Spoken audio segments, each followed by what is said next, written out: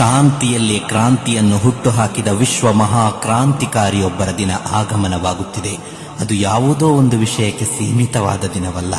ಅಂದು ಪ್ರೇಮಿಯ ದಿನ, ತಂದೆಯಂದಿರ ದಿನ, ತಾಯಿಯಂದಿರ ದಿನ, ಶಿಕ್ಷಕರ ದಿನ, ಮಕ್ಕಳ ದಿನ, ಮಹಿಳಾ ಸ್ವಾತಂತ್ರ್ಯ ದಿನ, ಕುಟುಂಬ ದಿನ, ದಾಸ್ಯ ವಿಮೋಚನಾ ದಿನ, ಸಾಹಿತ್ಯ ದಿನ, ಮನಃಶಾಸ್ತ್ರ ದಿನ, ಮುಗುಳ್ನಗು ದಿನ, ಸೌಂದರ್ಯ ದಿನ, ವಿಜ್ಞಾನ ದಿನ, ಆಧ್ಯಾತ್ಮ ದಿನ, ಅರಣ್ಯ ಸಂರಕ್ಷಣಾ ದಿನ, ರಾಷ್ಟ್ರ ರಕ್ಷಣಾ ದಿನ, ಮದ್ಯಪಾನ ಮಾದಕ ವಸ್ತುಗಳ ನಿಷೇಧ ದಿನ, ವಾರ್ತಾ ಸ್ವಾತಂತ್ರ್ಯ ದಿನ, ಅತ್ಯುನ್ನತ ಸಂಸ್ಕೃತಿಯ ದಿನ, ಶುದ್ಧ ಆಹಾರ ದಿನ, ನೀತಿ ಆಡಳಿತ ದಿನ, ಯಾತ್ರಾ ದಿನ, ಆರೋಗ್ಯ ದಿನ, ದಮನಿತರ ಸ್ವಾತಂತ್ರ್ಯ ದಿನ, ಪರಿಸರ ಸಂರಕ್ಷಣಾ ದಿನ, ನಾಗರಿಕ ಹಕ್ಕುಗಳ ಸಂರಕ್ಷಣಾ ದಿನ, ಎಲ್ಲಕ್ಕಿಂತಲೂ ಹೆಚ್ಚಾಗಿ ಮಾನವೀಯತೆಯ ದಿನ, ಪ್ರಪಂಚ ಕಂಡ ಮಹಾ ಅನುಗ್ರಹ ಪ್ರತ್ಯಕ್ಷವಾದ ದಿನ.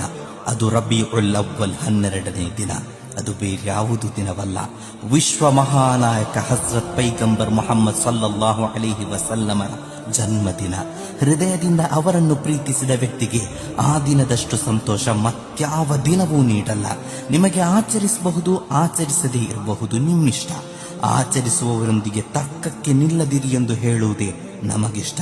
ನನ್ನ ಪ್ರೀತಿಯ ಹಿಂದೂ, ಕ್ರೈಸ್ತ, ಬೌದ್ಧ, ಜೈನ ಹಾಗೂ ಇನ್ನಿತರ ಧರ್ಮ ಬಾಂಧವರೇ, ಧರ್ಮವಿಲ್ಲದವರೇ, ಪ್ರಪಂಚದ ಮಹಾ